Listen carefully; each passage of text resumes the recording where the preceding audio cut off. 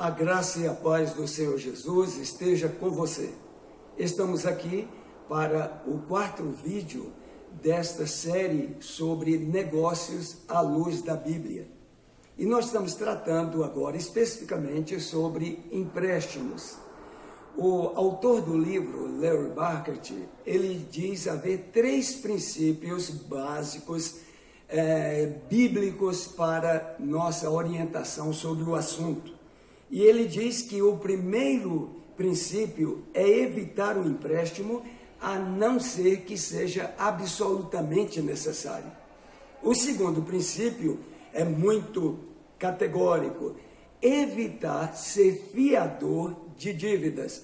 E a palavra de Deus deixa isso bem claro lá em Provérbios capítulo 6, quando diz: meu filho, se você ficou fiador de alguém, corra e importune esta pessoa de dia e de noite até que ele te livre dessa armadilha. Então, a orientação é evitar ser fiador de dívidas. O terceiro princípio que vamos estudar agora é evitar dívidas a longo prazo. E o autor começa aqui com Deuteronômio 15, versículo 1, na linguagem de hoje, que diz: de 7 em 7 anos as dívidas serão perdoadas. Parece quase impossível evitar dívidas a longo prazo numa época em que as hipotecas chegam a 30, 40 e até mais anos, muito mais longas. Porém, lembre-se de que tais prazos são ideias relativamente novas. Nossos pais, ou até mesmo nossos avós, eles evitavam totalmente financiamento que se estendessem por 3 ou 4 décadas. Eles já sabiam o que a nossa geração descobrirá por si mesmas.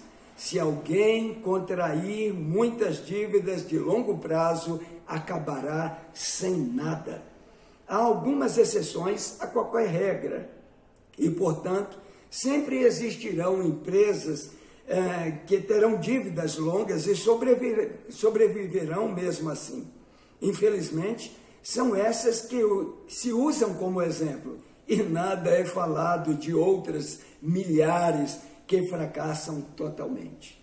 Um exemplo aqui que o autor coloca é de Edgar.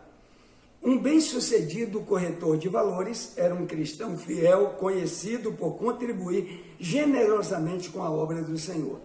Ele sentia que Deus o estava direcionando para a área de empreendimentos imobiliários. Então largou um bom emprego em uma das principais corretoras e entrou no negócio de terras. Infelizmente, isso aconteceu pouco antes da crise no setor imobiliário, em meados dos anos 70. Quase imediatamente após abrir seu negócio, Edgar mergulhou em um grave desastre financeiro e ficou impossibilitado de pagar até mesmo as prestações de sua casa. Mas com a tenacidade característica dos empreendedores, ele se ergueu e começou a procurar novas oportunidades que o mercado retraído poderia oferecer. Durante aquele período, ele e a sua esposa foram acusados pelos amigos de ter cometido vários tipos de pecado que poderiam ser a razão dos problemas financeiros. Os amigos de Jó fizeram algo semelhante. É fantástico, algumas pessoas conseguem encontrar um cisquinho nos olhos de alguém. O casal veio a se aconselhar comigo, por indicação de um amigo comum. A única violação dos princípios bíblicos que encontrei neles foi o mau uso do cartão de crédito. Como jovens, eles haviam utilizado o cartão para cobrir várias despesas no ano anterior. A inoportuna mudança de carreira de Edgar afetou seriamente a renda do casal e deixou-os com uma dívida de vários milhares de dólares. Quando mencionei a inconstância ou a inconsistência de usar o dinheiro do credor para pagar as contas, eles se comprometeram a não mais utilizar o cartão de crédito e viver somente com o que o Senhor lhe providenciava. na fartura ou na escassez, conforme o apóstolo Paulo disse. Uma vez tomada aquela decisão, a situação realmente ficou muito difícil. Edgar contou que houve um dia que ele, a esposa e os 2 filhos comeram apenas pipoca.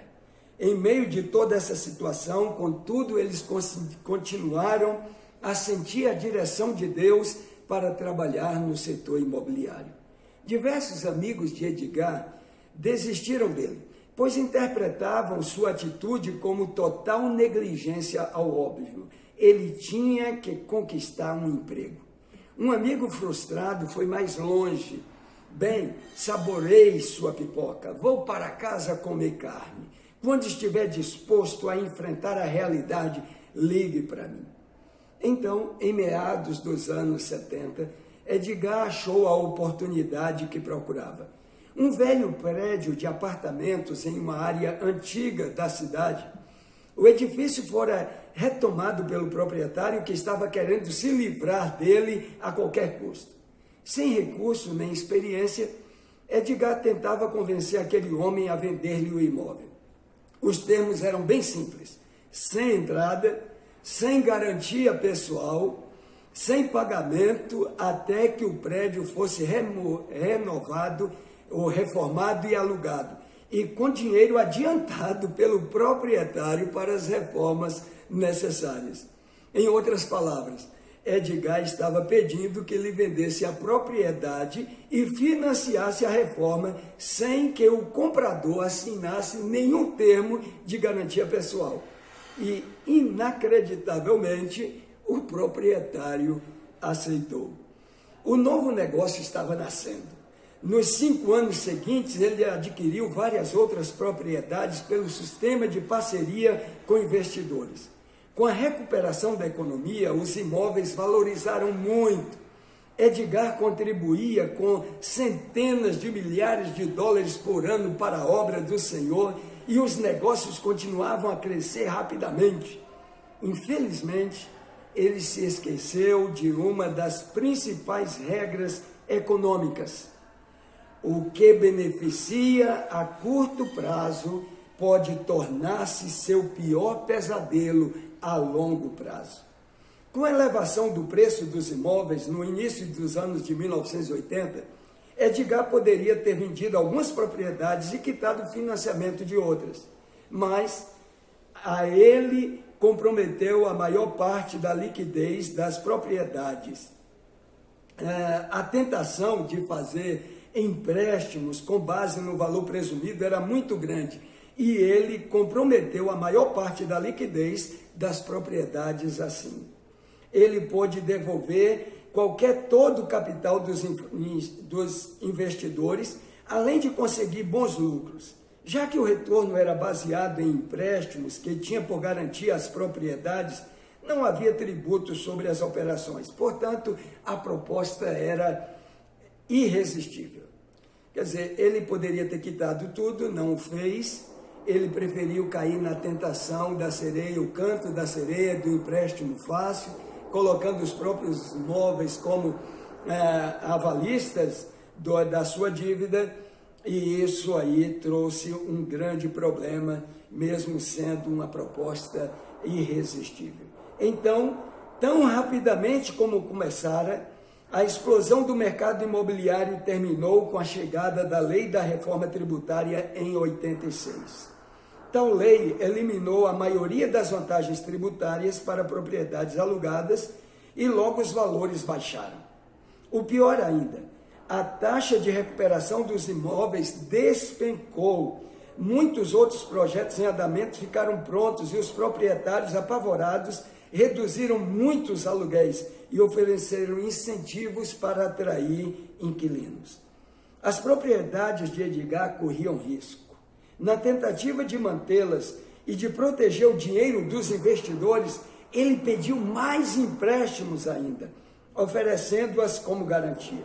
Mas, em última análise, os credores sempre ganham com as dívidas de longo prazo.